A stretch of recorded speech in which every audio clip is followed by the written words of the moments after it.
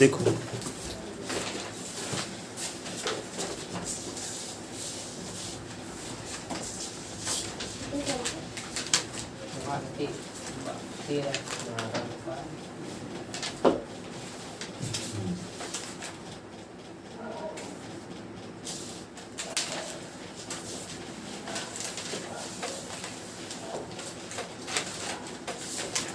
write the step to find the center of circle.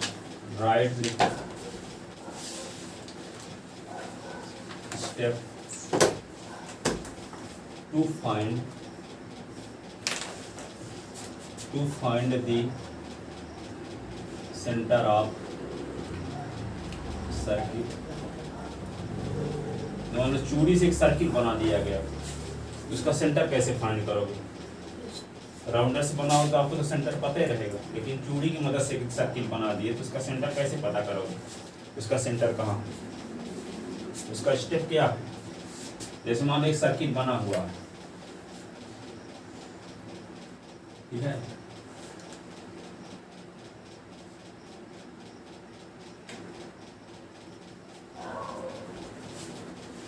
अब इस circle में A B C 3 point, A B C 3 point ले लिया। इस सर्किल का सेंटर आपको फाइंड करना है। इस सर्किल में 3 पॉइंट लिया, A B C, A B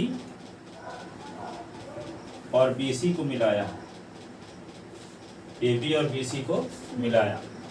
A B का परपेंडिकुलर बाइसेक्टर पी क्यू खींचेंगे, ये पी क्यू है।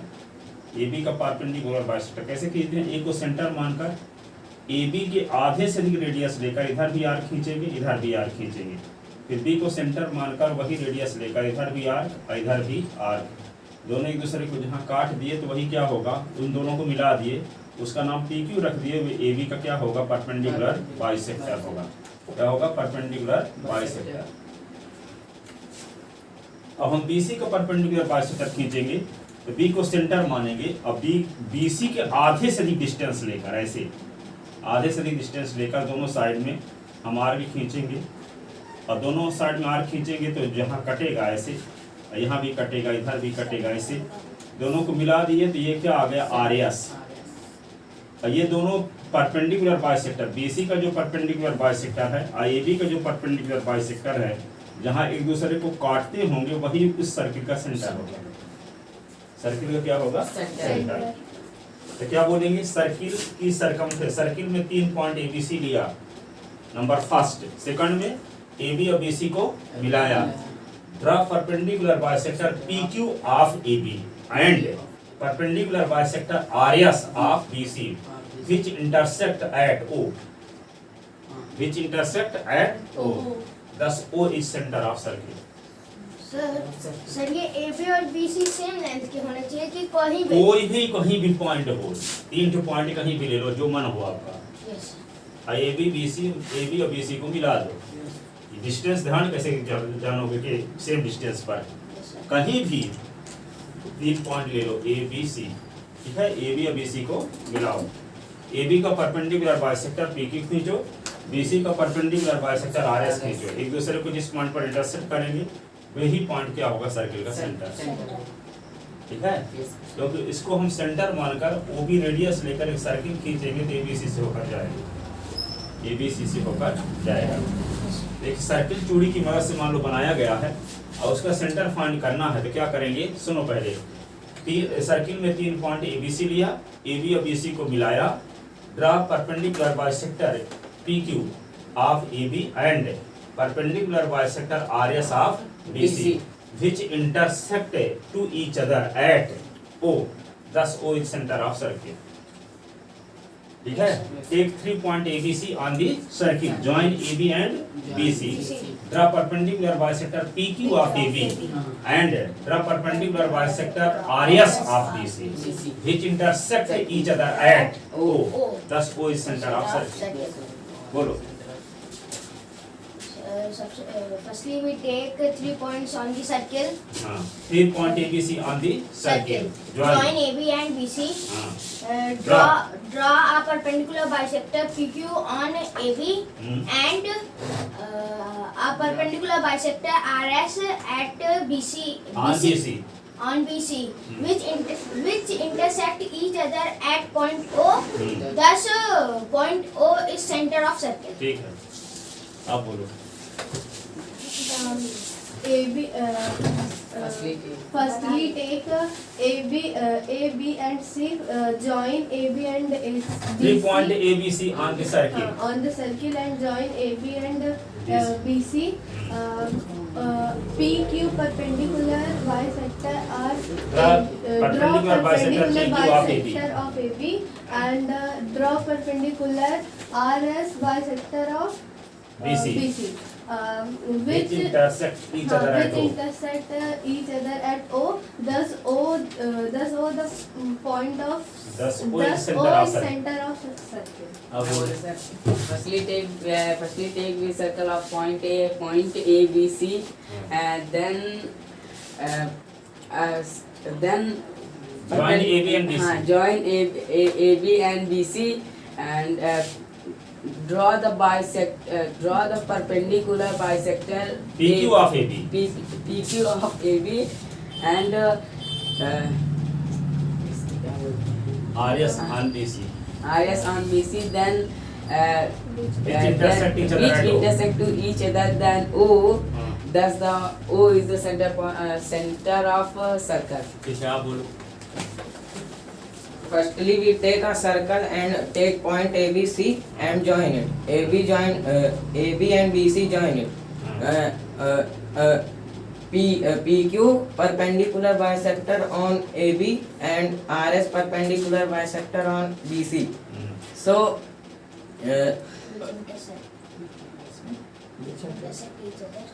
intersect each other and thus O is center of circle. आप बोलो. We take our 3 points of circle. AB join BC. PQ perpendicular on bisector. Draw perpendicular bisector PQ of AB. PQ are AB. Also perpendicular bisector RS of BC which intersect each other at O. Thus O is center of circle. अब बोलो. ABC is the point of circle और ABC Join AB and BC. हाँ join AB and BC और Draw perpendicular bisector PQ of AB. चलो ठीक है, बैठो.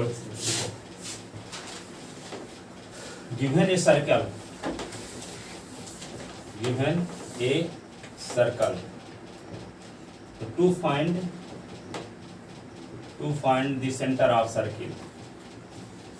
Center of circle. Step of construction. Step of construction. Step of construction. क्या लिखोगे? We take 3 points A, B, C on the circle. Join AB and BC. तीसरा, draw perpendicular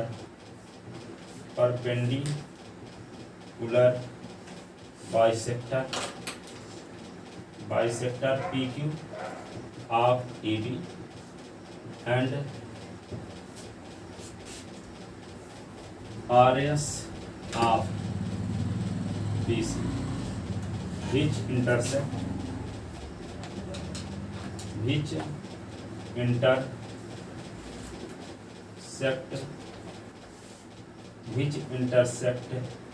to each other at O. Thus O is center of circle. O is center of circle. Thus O is center of circle.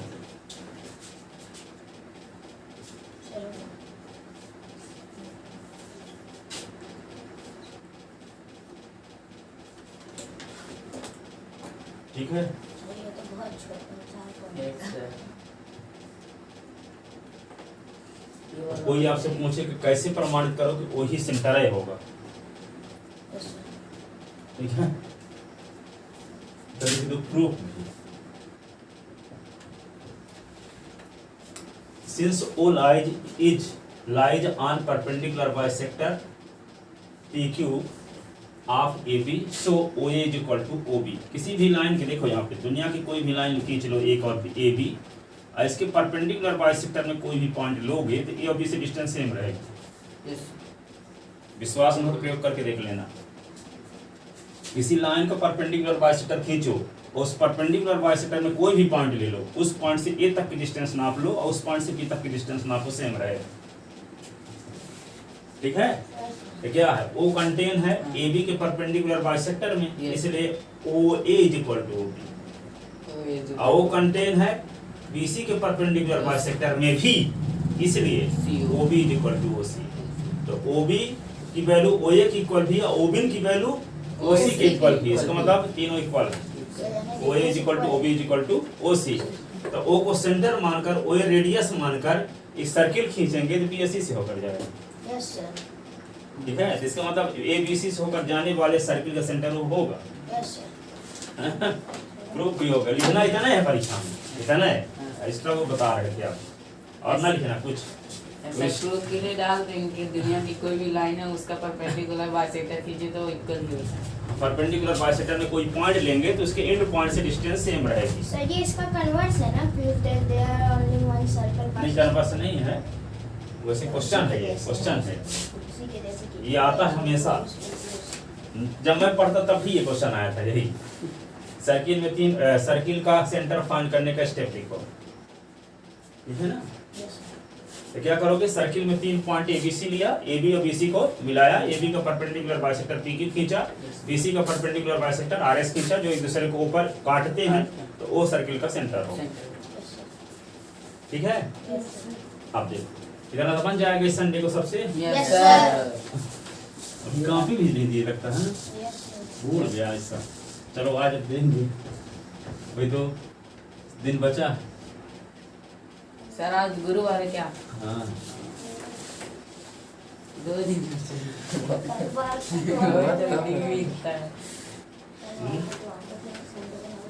समय बहुत जल्दी भी जाता है।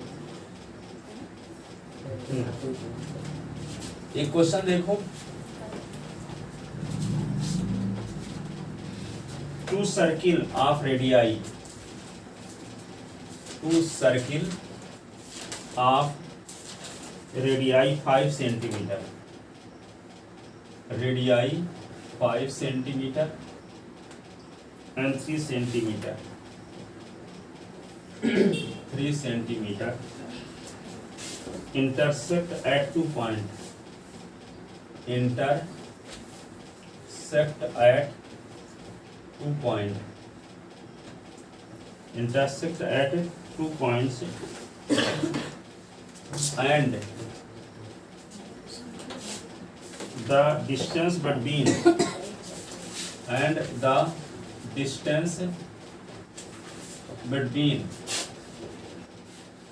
distance between their center is 4 centimeter, 4 centimeter. Find the length of common chord. Find the length of common chord. ठीक है ना, find the length of common card. कैसे निकालोगे कॉमन कार्ड की लेंथ? सुनो, 2 सर्किल हैं, इनकी रेडियस क्रमशः 5 सेंटीमीटर और 3 सेंटीमीटर है।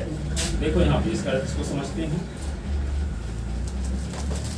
एक सर्किल ये हो गया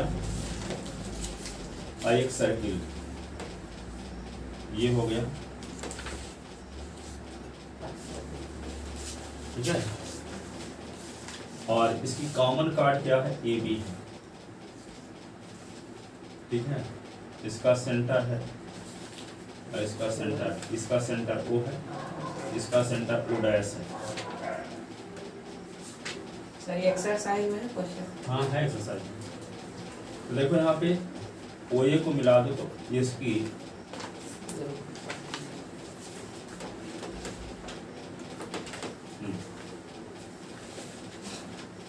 इस सर्किल की रेडियस क्या है 5 सेंटीमीटर है और इस सर्किल की रेडियस क्या है 3 सेंटीमीटर।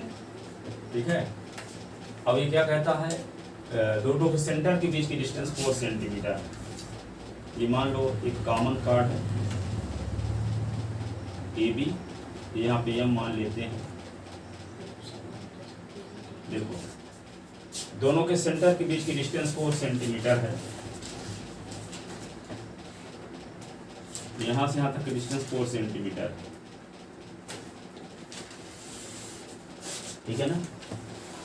अब देखो यहाँ पे सुनो अच्छे से, हमें कॉमन कार्ड की लेंथ निकालना है, A से B तक की लेंथ निकालना है। कैसे निकालना है अब अच्छे से विचार करो थोड़ा सा। यहाँ पे देखो दो सर्किल है, पहले सर्किल की रेडियस OA है इज इक्वल टू 5 सेंटीमीटर। ठीक है, और दूसरे सर्किल की रेडियस क्या है O डैश है 3 सेंटीमीटर। इनके दोनों सेंटर के बीच की डिस्टेंस भी पता है 4 सेंटीमीटर। तो आपको कॉमन कार्ड की लेंथ निकालना है। सर इसमें सबसे पहले OM हो जाएगा 2 सेंटीमीटर। जब OM 2 सेंटीमीटर कैसे हो जाएगा? परपेंडिकुलर बाइसेक्टर है, ये AB को दो इक्वल पार्ट में डिवाइड करता है, परपेंडिकुलर होता है। ये कोई जरूरी नहीं है कि ये दोनों इक्वल होंगे। ये थ्योरम ना प्रूव किए हैं।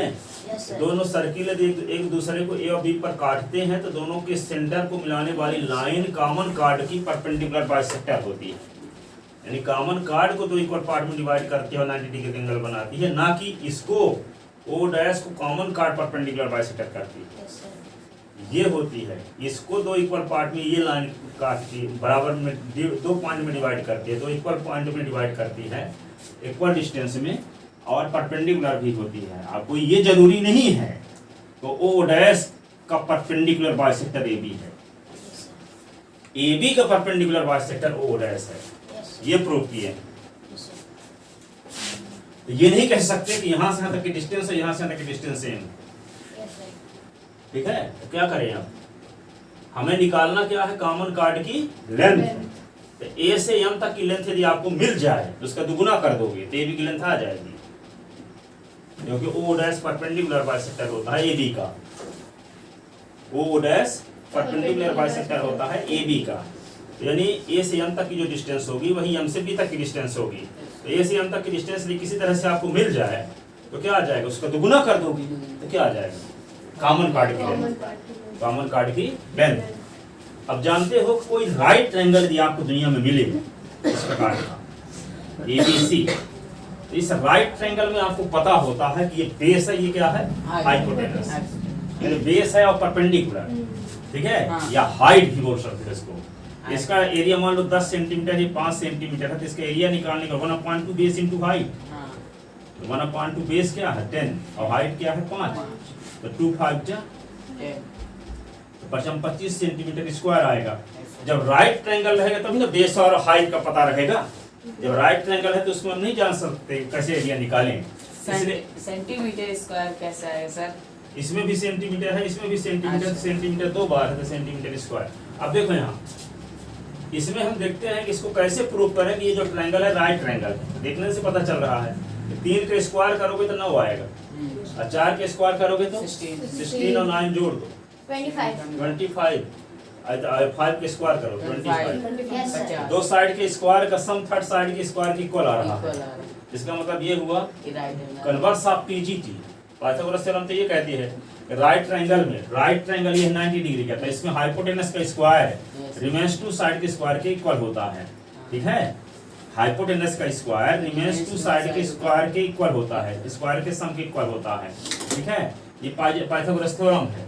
लेकिन यदि किसी ट्रायंगल में एक साइड के स्क्वायर रिमेंस टू साइड के स्क्वायर के सम के इक्वल हो तो वह राइट ट्रायंगल होता है। राइट ट्रायंगल होता है। तो यहाँ देखने से पता चल तो रहा है।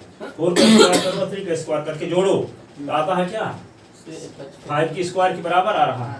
ठीक है, इसका मतलब क्या हुआ, यहाँ OA हाइपोटेनस है, ये दोनों यहाँ का पे जो सम। एंगल बनेगा वो 90 डिग्री का होगा। Yes. दिख नहीं रहा डायग्राम में, इस प्रकार से नहीं बना पाए हैं हम, पर यहाँ पे एंगल क्या होगा, क्योंकि सबसे बड़ी साइड यहाँ 5 सेंटीमीटर है ना, जबकि यहाँ पे दिख रही है O डैश सबसे बड़ी साइड Yes, sir.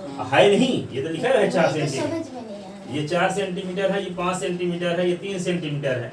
तो जो यहाँ पे जो बड़ी साइड होगी वो क्या होगी, हाइपोटेनस। हाइपोटेनस। तो जब ये हाइपोटेनस होगी तो ये एक बेस हो जाएगा, तो एक क्या होगा, परपेंडिकुलर। Perpendicular। तो मान लो जो परपेंडिकुलर हो गया ये बेस हो गया, ठीक है। तो इसका ट्रायंगल निकालो, एरिया निकालो, तो 1/2 क्या होगा, O dash into OA, O dash A। तो 1/2 O डैश क्या है 4, और ये क्या है 3, तो 2 2 जा, तो 6 सेंटीमीटर स्क्वायर आ गया इस ट्रायंगल का एरिया, ठीक है। इस ट्रायंगल का एरिया एक और तरीके से निकाली जा सकती है। जैसे मान लो एक राइट ट्रायंगल है, यहाँ वर्टेक्स बी से एक परपेंडिकुलर खींच दो, ठीक है। तो ये हाइट का काम करेगा, ये बेस बन जाएगा फिर, ठीक है। तो यहाँ पे देखो ये परपेंडिकुलर खींचा गया है, ये परपेंडिकुलर है तो क्या होगा, इसका एरिया इस प्रकार से भी निकाल सकते हो, 1/2 बेस क्या O dash into height M, ठीक है। तो यहाँ पे एरिया उसी ट्रायंगल के एरिया, इसी ट्रायंगल के एरिया इस प्रकार से भी निकाला जा सकता है। तो 1/2 O डैश आपको पता है 4, AM पता नहीं, ये होगा 2 2 जा, तो क्या आएगा 2 AM। तो इस ट्रायंगल का एरिया 2 AM सेंटीमीटर स्क्वायर भी है, इसी ट्रायंगल के एरिया 6 सेंटीमीटर स्क्वायर भी है। ये दोनों कंडीशन में ये O डैश ए ट्रायंगल के एरिया ये भी है, और O डैश ए ट्रायंगल के एरिया ये भी है। तो दोनों को कंपेयर करोगे तो दोनों के लेफ्ट साइड में देते O ट्रायंगल O डैश ए ही है, इसका इसके भी लेफ्ट हैंड साइड में O डैश ए ही है, यानी इसी ट्रायंगल का एरिया ये भी है, इसी ट्रायंगल का एरिया ये भी है। तो कंपेयर करोगे तो क्या आएगा, 2 AM इज इक्वल टू आ जाएगा 6 है। तो AM इज इक्वल टू क्या होगा, 6/2, 2 3 जा, तो AM इज इक्वल टू क्या होगा 3। तो AM इज इक्वल टू जब 3 होगा तो AB इज इक्वल टू क्या होगा, AM प्लस MB, ठीक है। तो AB इज इक्वल टू क्या होगा, MB AM की इक्वल होता है, तो AM प्लस AM, ठीक है। तो AB इज इक्वल टू क्या हुआ 2 AM, तो AB इज इक्वल टू क्या हुआ 2 इंटू AM की वैल्यू इसी दिन के लिए निकाले 3, तो AB इज इक्वल टू क्या होगा 6 सेंटीमीटर, ठीक है। तो AB क्या है, कॉमन कार्ड की लेंथ है, तो कॉमन कार्ड की लेंथ कितनी होगी 6 सेंटीमीटर, ठीक है ना। तो लिखो अब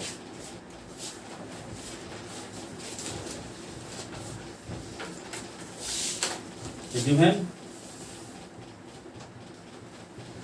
2 circle with center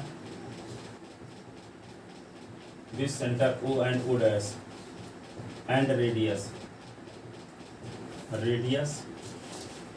5 centimeter and 3 centimeter respectively. Distance between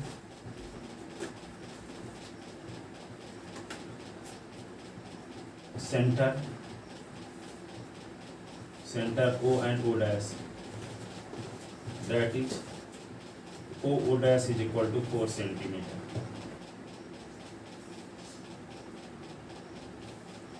And circle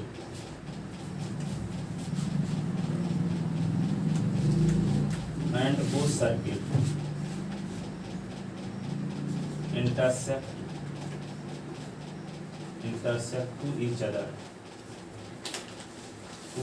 other at A and B. दोनों सर्किल एक दूसरे को कहाँ पे काटते हैं, A और B। ए बी क्या होगी, common card. Then we have to find the length of common chord AB. Then we have to find length of common chord AB. Then we have to find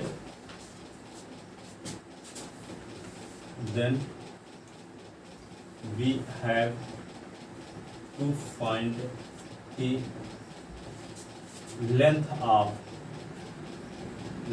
of common chord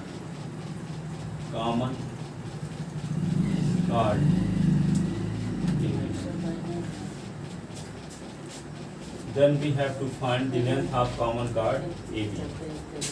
Common chord AB. Common chord A B की length निकालना है। A B की length निकालने से क्या हमको पता चलेगा, in triangle O O dash A, in triangle, पहले लिख लो थोड़ा सा, let O O dash intersect, O O dash intersect A B at M, in triangle O O dash A B C that, क्या मिल रहा है आपको, ओ ओ डैश का square plus O dash A का स्क्वायर, ओ डैश क्या 4 का square, ये 3 का स्क्वायर, तो क्या मिल गया 16, ये 9, तो क्या मिल गया ये 25, इसको लिख सकते हैं 5 का स्क्वायर। अब 5 के स्थान पे क्या लिख सकते हैं, ओ ए का स्क्वायर, ओ ए 5 है कि नहीं है, तो ओ डैश का स्क्वायर और ओ डैश ए का स्क्वायर बराबर ओ ए का स्क्वायर। जब दो साइड के स्क्वायर का सम क्या होगा, थर्ड साइड के स्क्वायर की इक्वल आ जाए तो समझ जाओ वह ट्रायंगल राइट ट्रायंगल होगा। क्या होगा, राइट ट्रायंगल, सबसे बड़ी साइड कौन होगी, ओ ए हाइपोटेनस होगा। तो ओ ए जब हाइपोटेनस होगा तो ओ ए के सामने वाला एंगल 90 डिग्री का होगा। तो ओ ए के सामने वाला एंगल है क्या, ओ डैश है, ये 90 डिग्री का दिख नहीं रहा है पर ये 90 डिग्री का होगा। ठीक है, ये डायग्राम इस प्रकार तो बने नहीं है ना, पता नहीं कि 4 सेंटीमीटर बड़ी दिख रही है, ये 5 वाला छोटा दिख रहा है। ठीक है, पर आप सही जब बनाओगे तो क्या होगा,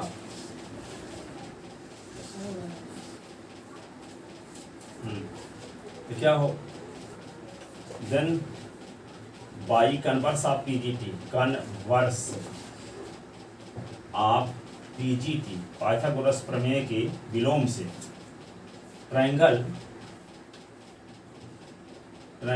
ओ dash A is right angle triangle.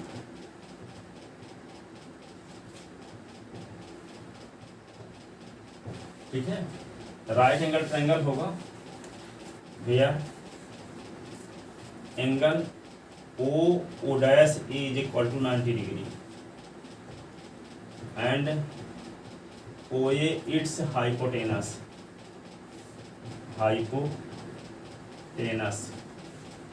इसका ओ ए हाइपोटेनस होगा, angle O dash A 90 degree का होगा। ठीक है, द एरिया ऑफ ट्रायंगल कौन, ओ डैश ए, तो 1/2 बेस इंटू हाइट होता है ना। The area of triangle O dash A 1/2 base, area लिखा है, एरिया ऐसे लिखा जाता है। तो बेस इसका क्या होगा, बेस जब हाइपोटेनस ये है तो इन दो में से कोई एक बेस होगी, कोई एक परपेंडिकुलर होगी, एक बेस होगी एक हाइट होगी। जब 90 डिग्री का एंगल है यहाँ ना, तो एक बेस हो जाएगा तो एक क्या होगा हाइट, किसी को बेस मान सकते हैं किसी को हाइट। जैसे एक राइट ट्रायंगल बना है ऐसे, ये इसको बेस मानोगे तो ये हाइट होगी, इसको बेस मानोगे तो ये हाइट होगी। यस सर, यदि इस लाइन पर ये परपेंडिकुलर है तो इस लाइन में ये भी परपेंडिकुलर होगी। यस तो परपेंडिकुलर लाइन को सेम आएगा सर, हाँ? चाहे जिसको बेस या हाइट मानो। हाँ, जब दो लाइन वैसे भी तो जानते हो कि दो लाइन यदि परपेंडिकुलर हैं तो ये लाइन इस पर परपेंडिकुलर है और ये लाइन इस पर भी परपेंडिकुलर है। दो भाई हैं, ए और बी भाई हैं, तो ए बी का भाई है तो बी ए का भाई है, सिमेट्रिक रिलेशन। ठीक है ना, जब दोनों के बीच में सेम रिलेशन हो, ए और बी के बीच में जो रिलेशन है वही बी और ए के बीच में रिलेशन हो, तो उस रिलेशन को कहते हैं सिमेट्रिक रिलेशन। पर ए और बी भाई बहन है, तो ए तो बी का भाई है और बी ए की बहन, तब ये सिमेट्रिक रिलेशन नहीं है। ठीक है, जैसे मान लेते हैं कि यहाँ पे ये लाइन यल परपेंडिकुलर है यम पर, तो यम भी परपेंडिकुलर है यल पर। ठीक है, तो रिलेशन सेम है ना दोनों कंडीशन में, इस रिलेशन को कहते हैं सिमेट्रिक रिलेशन। आगे फिर पढ़ोगे पढ़ाने क्लास में। ठीक है, और जब सेम ना हो, जैसे मान लो एल लाइन पैरेलल है यम की, तो यम भी पैरेलल हो गए एल के, ये भी सिमेट्रिक रिलेशन है कि नहीं। तो यहाँ पे इस ट्रायंगल का एरिया, इस ट्रायंगल का एरिया क्या लिखोगे 1/2 बेस इंटू हाइट। तो बेस किसी एक को बेस मान लेते हैं क्योंकि ये तो कंफर्म पता कि 90 डिग्री का एंगल यहाँ बनेगा। कैसे पता चला? क्योंकि सबसे बड़ी साइड OA हाइपोटेनस है, तो हाइपोटेनस के सामने का एंगल क्या होता है 90 डिग्री। जैसे यहाँ पे 90 डिग्री है तो 90 डिग्री सामने का साइड का हाइपोटेनस और हाइपोटेनस के सामने का एंगल 90 डिग्री। और सबसे बड़ी साइड कौन दिख रही है? हाइपोटेनस।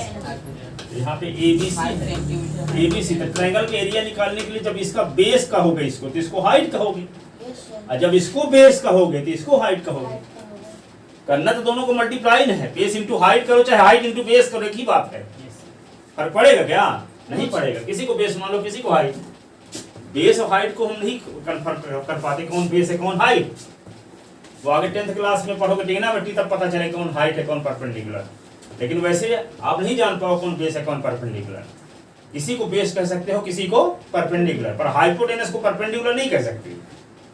ठीक है, यहाँ पे किसी को बेस कह सकते हो किसी को परपेंडिकुलर, लेकिन हाइपोटेनस को बेस परपेंडिकुलर नहीं कह सकते। ठीक है, तो यहाँ पे क्या है हाइपोटेनस को परपेंडिकुलर बेस कहने के लिए क्या जरूरी है? जो 90 डिग्री का एंगल है वहां से परपेंडिकुलर खींचना पड़ेगा। तो यहाँ से परपेंडिकुलर जब खींच दोगे तब बेस कहलाएगा हाइपोटेनस भी। ठीक है, तो यहाँ पे देखो ये क्या है, इस ट्रायंगल का एरिया निकालने के लिए 1/2 बेस इंटू हाइट। तो बेस क्या है O डैश, और हाइट क्या है O डैश।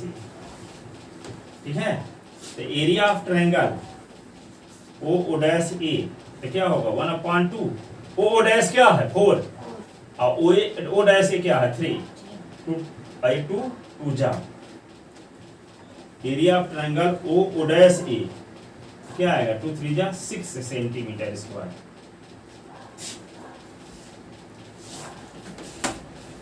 ठीक है ना।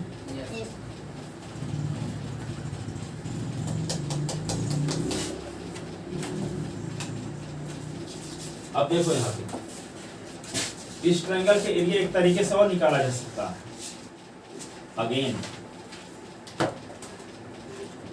Area of triangle O dash A O dash A तो क्या लिखोगे 1/2 base into height, base into height. Area of triangle O dash A 1/2 base क्या है यहाँ पे O डैश हाइट क्या है AM।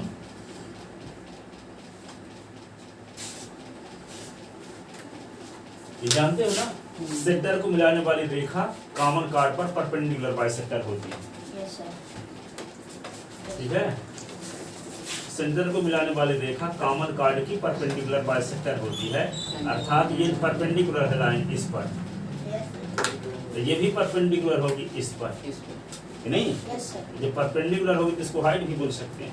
ये हाइट हो गया, ये बेस। ठीक है, तो यहाँ पे क्या होगा 1/2 और O डैश आपको 4 पता है, AM नहीं पता तो AM में लिखे रहो 2 जा 2 AM आ गया। तो ये भी किसका एरिया है? Area of triangle O dash A का भी एरिया ये भी है। इक्वेशन ये सेकंड और ये इक्वेशन फर्स्ट देखो, इक्वेशन फर्स्ट का लेफ्ट हैंड साइड देखो area of triangle O dash A, और यहाँ भी देखो area of triangle O dash A, दोनों का लेफ्ट हैंड साइड सेम है कि नहीं है? Yes sir. दोनों का लेफ्ट हैंड साइड सेम है। इसका मतलब राइट हैंड साइड भी क्या होगा? Same. From equation first and second we get तो 6 इज इक्वल टू क्या होगा 2 AM। तो 6/2 इज इक्वल टू AM, तो 3 इज इक्वल टू AM। तो AM इज इक्वल टू क्या होगा 3 सेंटीमीटर। तो AM इज इक्वल टू जब 3 सेंटीमीटर, तो कॉमन कार्ड की लेंथ ना निकालना है, तो AB इज इक्वल टू क्या होगा AM plus MB। Yes sir. क्या लिखोगे? AB कॉमन कार्ड है, AB इज इक्वल टू क्या लिखोगे AM प्लस MB।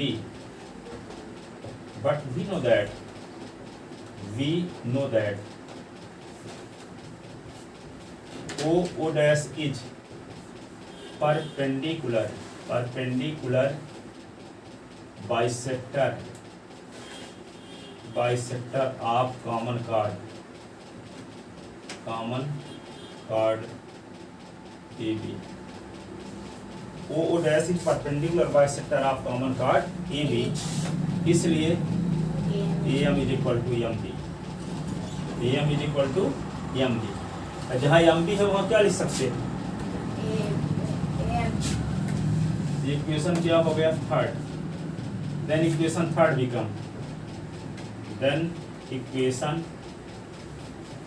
बिकम क्या हो गया? Equation third AB is equal to AM plus AM. AM कितने AM? 2AM. AB is equal to 2 into AM की वैल्यू कितनी? 3. तो यहाँ AM के स्थान पे क्या लिख देंगे? 3. AB is equal to 6 centimeter. Hence length of common chord. Hence length of common chord AB is equal to 6 centimeter. Length of common chord AB is equal to 6 centimetre. ठीक है, पहले हम उसको राइट ट्रायंगल दिखाए. तो right triangle कैसे दिखा पाए? कन्वर्स ऑफ PGT से.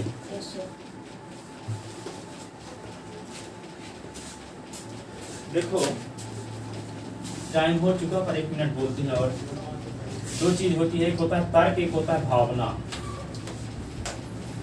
तर्क एक क्या होता है? भावना. ठीक है, तर्क और भावना में महान कौन होता है? तर्क. अब तर्क और भावना को समझाने के लिए समझाते हैं. राम वनवास हुआ, ठीक है. भावना को क्या है? घर में रहने से उनको आनंद मिलता कि नहीं? ठीक है, लेकिन तर्क के माध्यम से क्या है? उनको इतना राम फेमस ना होते थे, जंगल ना गए होते. ठीक है, पर उनको आनंद कहाँ आता? राजमहल में रहते थे. ठीक है, तो वैसे भी आपको किसको टहलने का मन नहीं करता? जैसे मान लो आपकी बात करें, सुबह किसके सब लगता है गाड़ी चलाएं, तो साइकिल चलाएं. बहुत लड़कों को देखता हूँ सुबह उठ के साइकिल चलाने लगते. सुबह उठकर कितना पढ़ने का गोल्डन टाइम रहता है. ठीक है, तो उस समय आप किसकी बात मानो? तर्क की बात मानो, भावना की नहीं. जैसा मन करता वैसे ना करो. ठीक है, किताब में पढ़ा था कि हाथी के पैर के नीचे कुचल कर मर जाना तो पड़े तो मर जाओ. ठीक है, पहाड़ से कूद कर मर जाना पड़े तो मर जाओ, लेकिन मन के बहकावे में कभी ना हो. मन आपका कभी भी भला नहीं सोचता. ठीक है, आत्मा अधिकारती रहती है आपको कि आप गलत कर रहे हो, फिर भी मन जबरदस्ती करता. ठीक है, सुबह उठ करके आप टाइम टेबल बना लो. सब विषय का सबसे सोशल स्टडी पढ़ो, सुबह इंग्लिश पढ़ो और विषय पढ़ो. कम से कम टाइम टेबल बनाओ, 30-30 मिनट पढ़ना है.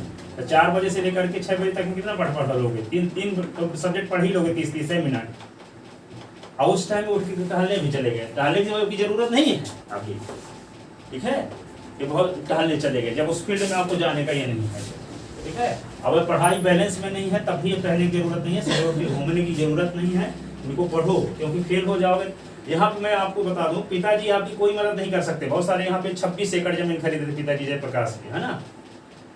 पर आज कभी कभी आटा खरीदने के लिए पैसा नहीं रहता यहाँ पे. ठीक है जमीन खर्च सब कुछ. मम्मी पापा, मम्मी कुमारी दारू पी के तो चली गई, दिल्ली में रहती बहन की. ठीक है, पिताजी खत्म हो गए, अकेले रहते हैं, नर्क जैसी जिंदगी. तो यदि आप कीमत नहीं चुकाओगे पढ़ाई की जीवन में, स्टूडेंट की लाइफ में, तो आपके साथ अच्छा नहीं होगा. चाहे पिताजी कितना भी पैसा बना के आपके लिए रख चले जाएं, वो पैसे को बर्बाद कर दोगे आप. उनको 2 लाख रुपए दे दिया जाए, 15 दिन के अंदर खत्म. 25 लोगों को बैठा लेंगे वहां पे और पिएंगे सब कोई.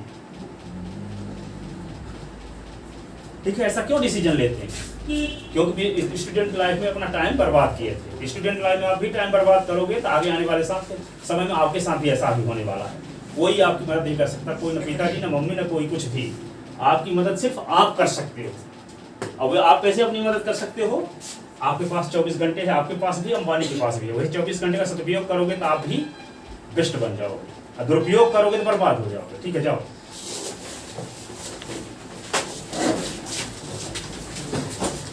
आप भी चीज जमा कर दीजिएगा। यार सर लाने को ही भूल यार।